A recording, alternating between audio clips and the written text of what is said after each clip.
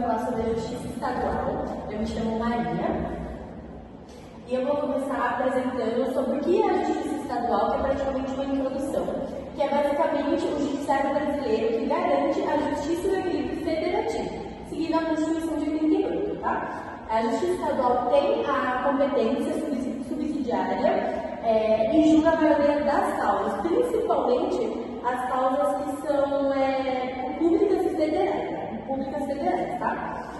Órgãos como juizados especiais, tribunal do júri, buscam ostentar a celeridade e a simplicidade. A autonomia dos estados permite a auto-organização e a gestão própria, e a jurisprudência assegura a segurança jurídica e uniformiza decisões. Um ponto fundamental é que ela reflete a autonomia dos estados, permitindo que cada uma tenha sua própria estrutura e organização judicial. Claro que é adaptada à sua própria realidade, tá? Pode passar. Boa noite, eu me chamo Fernanda e eu vou falar um pouquinho para vocês sobre o histórico e os marcos importantes. A Justiça Estadual é muito importante porque tudo que não é falado na Constituição Federal acaba sendo abrangido na Justiça Estadual. Ela surgiu no ano de 1891, onde acabou sofrendo alteração com uma antiga lei de império. Em 1926, os juízes eles começaram a ser chamados como desembargadores, porém não demorou muito tempo e essa alteração já aconteceu novamente, em 1934, onde a antiga nomenclatura voltou a ser atual, então eles voltaram a ser chamados de ministros novamente. Em 1951 surgiu o Tribunal de Alçada, onde houve a divisão do direito criminal e civil, tendo maior organização na justiça e maior eficácia também. Ela foi válida até o ano de 2004, onde a emenda 45 acabou substituindo essa justiça. Em 2005, houve um aumento no número de desembargadores. Antigamente tinha cerca de 136 e alterou para 360, então houve um aumento significativo. Agora eu vou passar a voz para a Larissa, que vai dar continuidade também. Bom, boa noite, meu nome é Larissa, e falando um pouco sobre a organização da Justiça Estadual, conforme o artigo 125 da Constituição Federal, os estados e o Distrito Federal têm autonomia na organização da sua própria justiça, ou seja, cada estado possui seu próprio tribunal, comarca e vários onde os juízes atuam e é organizado de forma totalmente autônoma, até a parte financeira e administrativa. A Justiça Estadual tem um duplo grau de jurisdição. Na primeira instância, é onde os juízes que atuam nas varas das comarcas vão receber os casos e fazer uma primeira análise e então uma primeira decisão. Caso alguma das partes possa e queira recorrer, esse processo vai ser levado até a segunda instância, onde os desembargadores que atuam nos tribunais de justiça vão rever essa decisão, decidindo se ela vai ser modificada ou não. E, por último, a Justiça Estadual é considerada de competência residual, ou seja, tudo que não é responsável da Justiça eleitoral, militar ou trabalhista é levado até ela. Para facilitar a organização desses processos, que tem um volume muito grande, são divididos em várias especializadas, onde, conforme a gente colocou no nosso slide, vai atender os casos conforme a necessidade. Agora eu vou passar a minha palavra para a próxima. Vou falar um pouquinho para vocês sobre as competências. O GCRI ele é o Juizado Especial Criminal, onde ele processa e julga as infrações penais de menor potencial ofensivo. O intuito dele é fazer com que seja julgado as contravenções penais e os crimes cuja pena não ultrapasse 2 anos. Por que isso ocorre? Para se ter uma justiça mais eficaz, para que as pessoas não demorem tanto tempo para responderem sobre essas infrações de menor potencial. Alguns exemplos de contravenção é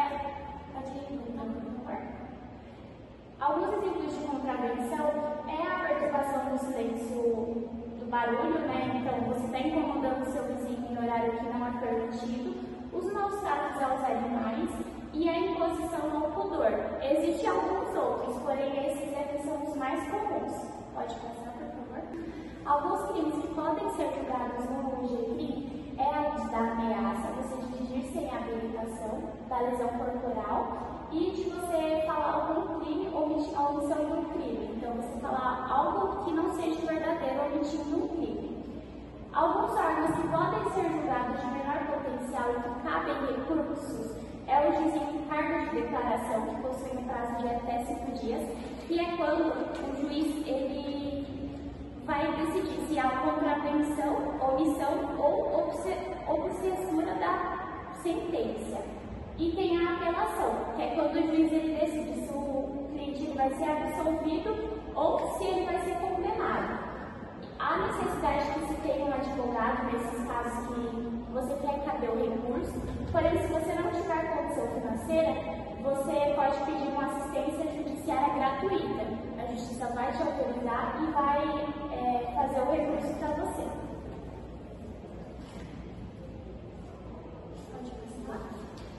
Boa noite, eu vou começar falando sobre o Tribunal do Júri. Eu me chamo Cauã. Bom, o Tribunal do Júri ele é o órgão que julga os crimes dolosos contra a vida. Por exemplo, são eles homicídio, infaticídio, aborto e até a participação em algum suicídio, ou seja, você provocar que aquela pessoa realize suicídio também entra nesse crime, né? No caso, nesse órgão que o Tribunal do Júri julga. O Tribunal do Júri ele é formado por 2 fases. Primeiramente, tem a introdução, que é o juízo de acusação, e o juiz ele decide se o caso será levado ao júri, e o segundo é o julgamento, já é o juiz da causa. Os jurados eles decidem se o réu ele será condenado ou se ele será absolvido. A composição do Tribunal do Júri é feita por um presidente, mais 25 jurados convocados e 7 que formam um conselho de sentença. Pode passar. Eu vou falar também sobre o Juizado Especial Cível, que é o JEC. O JEC está presente na lei número 9.099, de 1995, e ele julga as causas simples, rápidas e gratuitas, com foco em acordo. Por exemplo, de ações comuns julgadas são causas de trânsito, de microempresas, banco, enfim. Essas causas, as custas processuais delas só são cobradas em casos de ausência injustificada nas audiências ou no recurso perdido. Ou seja, se a pessoa não comparecer àquela audiência, aquelas custas processuais serão cobradas daquela pessoa. Ou até mesmo se ela perdeu aquele recurso também. Tem a possibilidade também de solicitar a gratuidade de justiça, ou seja, se você não tiver condição de pagar por aquele advogado, você pode solicitar na justiça um advogado gratuito. Eu vou falar também sobre o Juizado Especial Federal, que é o JEF. Ele está previsto na Lei número 10.259 e ele julga as causas de até 60 salário mínimo, envolvendo a União, as autarquias, as fundações, empresas públicas federais, enfim. Por exemplo, uma concessão de benefícios previdenciários sobre aposentadoria, ele também julga cobranças, questões relativas a contrato com a Caixa Econômica Federal, enfim. Pode propor essa ação no Juizado Especial Federal pessoas físicas, microempresas e empresas de pequeno porte. Pode falar. Por fim, tem o Juizado Especial da Fazenda Pública. Esse juizado, ele julga as causas de até 60 salários mínimos contra os estados, os municípios, o Distrito Federal e as suas entidades administrativas. Por exemplo, questões sobre concurso público, questões sobre servidores públicos e também responsabilidade civil do Estado. Podem procurar as ações também pessoas físicas, inclusive maiores de 18 anos somente, microempresas e também empresas de pequeno porte. Eu vou falar agora da autonomia dos estados, que é basicamente a política e a administrativa, tá? Existem 4 dimensões principais, eu vou citar elas e também dar exemplo das 4. A primeira é a autarquização, que é a elaboração de constituições estaduais, que, por exemplo, é o Estado de São Paulo, que tem a Constituição Estadual criada em 1989, que define a estrutura do seu Tribunal de Justiça e as outras constituições também.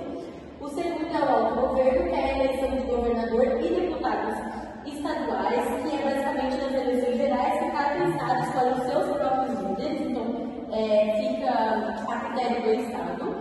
O terceiro é a autorregulação, que é a criação de leis dentro das competências previstas na Constituição, que um dos exemplos é a criação de leis sobre segurança pública ou estadual, né, educação estadual, respeitando os limites também da Constituição Federal, tá? E a quarta é a autoadministração, que é a gestão de recursos financeiros, humanos e os tributários, que é cada tribunal de justiça estadual organiza seus concursos e é eles que decidem os cargos e também administram os orçamentos. Então, pode passar. Boa noite, meu nome é Luana, eu vou falar um pouquinho sobre a jurisprudência no âmbito da justiça estadual. Como a gente já viu em sala de aula, a jurisprudência nada mais é do que um conjunto de decisões deliberadas por juízes e tribunais. E qual que é o intuito da jurisprudência? A jurisprudência ela norteia juízes e também auxilia na interpretação das leis. A principal característica da jurisprudência é garantir segurança jurídica e orientar magistrados. Na justiça estadual, a jurisprudência se adequa conforme as especificidades das regiões. Eu trouxe algum exemplo de jurisprudência no âmbito da justiça estadual, que é a responsabilidade civil objetiva, que é a responsabilidade do Estado de ressarcir o cidadão quando algo acontece que lesa a sua integridade física ou saúde. Um exemplo são casos de violência em presídio, escolas e hospitais. E aí está fundamentado no artigo 37, parágrafo 6º da Constituição Federal. Trouxe alguns exemplos de jurisprudências em casos concretos, que é o agravo regimental no especial, número 1.025.202, que foi julgado na STJ em 2015, que foi uma ação de indenização por acidente de trânsito e por que esse caso foi julgado na Justiça Estadual e não na Federal. De acordo com o artigo 109 da Constituição, no inciso 1, só é de competência da Justiça Federal quando há participação direta da União ou de uma autarquia, ou seja, se eventualmente o INSS viesse a ser parte do processo, não deslocaria a competência. Desafios da Justiça Estadual. Eu trouxe aqui bem resumido quais que são os desafios, né? Apesar da Justiça Estadual ser muito importante, elas enfrentam muitos desafios aqui no Brasil. O primeiro é o excesso das demandas, a morosidade e a sobrecarga. A gente ainda tem essa cultura de judicializar tudo. Acesso ilimitado à justiça. Vulneráveis enfrentam barreiras econômicas, legais e tecnológicas. Estrutura insuficiente. Falta de recursos em comarcas, especialmente no interior. Cultura litigiosa, que foi o que eu mencionei agora. Excesso de judicialização, pouco uso de mediação e conciliação, que são os meios de resolver uma litígio de forma mais branda, e superlotação carcerária, presos provisórios, falta de políticas públicas eficazes. Vou concluir um pouquinho, que é basicamente a Justiça Estadual ela tem um papel essencial aqui, principalmente porque ela serve de um jeito estadual facilitar a vida dos cidadãos, até porque os cidadãos procuram ela, e a autonomia também fortalece o pacto federativo. Sua autonomia claramente garante que cada estado possa agir da forma mais próxima à sua realidade e adaptando as decisões. E a jurisprudência estadual também tem grande importância, pois ajuda a manter a segurança jurídica, a uniformidade das decisões dentro de cada estado.